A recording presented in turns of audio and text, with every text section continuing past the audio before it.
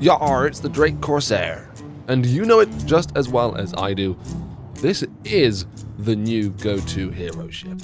We're going to talk all about the brand new Drake Corsair, why it's so darn good, why everyone seemingly has been waiting for it forever, and now everyone you know probably has one. This ship is definitely something you might want to consider. Is it worth a buy though? I don't know. Maybe it's worth waiting for in-game purchase. Maybe that's always what you should do with these ridiculous JPEGs from RSI CIG. I don't know, but this video is supposed to be here to help you make that decision. I'm a little bit sick, forgive me, this video was meant to be published a week or so ago, but here we are now anyway. Enjoy.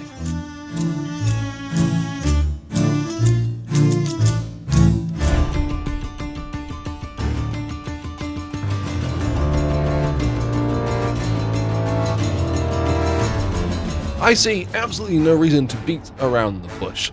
Let's start with the main reason why you buy this ship. The massive amount of firepower at your fingertips.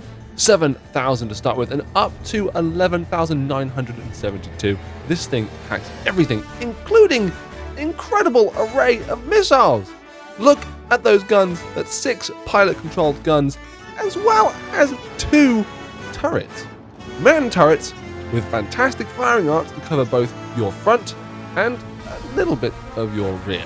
As standard, it comes with a ballistic loadout, and trust me, the ballistic loadout is superb, especially when it's paired with some Panther laser repeaters for your turret gunners. A devastating combo of firepower and lethality. This is a pirate ship. Don't question it, Drake and all. This thing absolutely kicks ass for bounty hunting, for the opposite of what bounty hunting is, which is when you cargo hunt in other people's ships, or if you just want to fly around in what is currently the most powerful firepower ship in-game. Yeah, you got the Ares and its size 7 gun, but that means absolutely nothing compared to this thing stacked to the brim. As much as the exterior of the ship is definitely something to be goggled at, the interior is no joke either.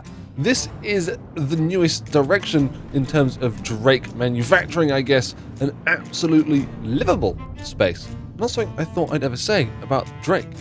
This ship contains a very well thought out internal space, an internal layout that lends itself to brand new gameplay, which will be coming later down the line, I'm sure. There's some secret little bits and bobs which I don't really want to spoil too much about, but there is definitely one thing I will say, and that is the implementation of spaces ready for fire extinguishers. Let's just leave it right there, shall we?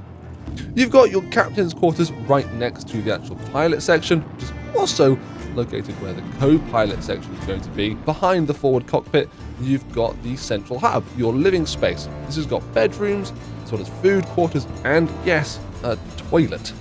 But you know, truthfully, that's not one of the things that gets me excited. This galleyway in the middle of the ship, which houses all of your components. Another proof and evident to the point that SIG are thinking about the future of Star Citizen gameplay for engineers and multi-crew. This space is where your engineer is going to spend most of their time, with access to weapons to protect you, access to the hangar bay at the back, well, say hangar bay, cargo bay, and access to all of the components that you're going to have to need to be maintained to keep yourself afloat out in the seas of the galaxy. The galleyway at the rear of the ship also connects you to the outside world and protects you from any invader, with pods for your evac suits, or what could later be military armor suits. I don't know, SIG really haven't explained this. A size 3 weapon rack for your railguns and Animus missile launchers, or again, whatever SIG decide to introduce in the future, as well as plenty of rifle and pistol racks for your generic FPS weapons. The coolest thing though is this fantastic brand new style of airlock, which we haven't seen before on another ship. For those people who are fans of The Expanse, you'll probably recognize this as the most realistic and, well, closest to life airlock we have in-game. Yeah, the Carrack has one similar, but this is different in every single way. Again, it's another showing and demonstration of where SIG are going with new ship designs, I can imagine a player being able to hide in here and maybe even use the dual door system to vent all the air out, or to let air in, to pressurize and depressurize, and to basically sim their way through Star Citizen. So besides the crazy firepower and the incredible interior layout, I guess the most important thing left is to talk about that rear cargo space. They said it couldn't be done. They said you couldn't fit another ship inside the Corsair, yet here I am, live on Twitch, proving everybody wrong. Look at me fit my Pisces inside of the Corsair. Granted, it's a bit of a squeeze, and the Pisces was quite a bit damaged beforehand, but it got in, and we did take off without hassle.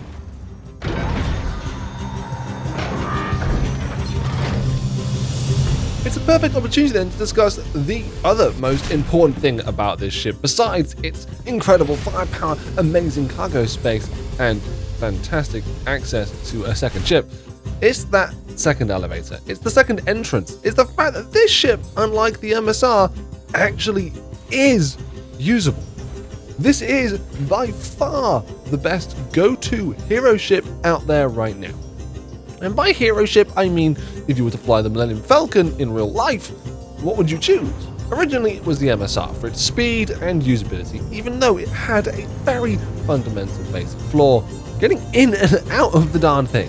It also had a lot of wasted interior space.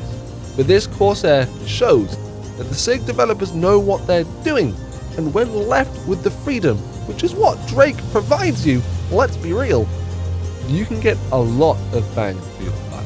Right now, the Corsair is only around $275. Is that a lot for a spaceship? Is that a lot for a JPEG? Yeah, I think it is. But is it a lot compared to the competition? Compared to what's available? Compared to what's out there? No. This thing is an incredible value. But that also means it will be an incredible value in-game. Drake ships are always cheaper than a lot of other alternatives, cough cough steel, but they are easy to obtain in-game. They're so cheap, and this is my first ever verdict of yes, you must buy this thing either in-game or you really want to spend the cash on the RSI web store. It's not something I want to advocate for. I never want to push people to spend money. They shouldn't on a video game, not $200+. But this ship is just really well made. It's really fantastic. It's so aesthetic. It's so well engineered. It does everything and provides you so much for such a small price comparatively. I want you to think about that word though, comparatively, because things will always change as we head into the future.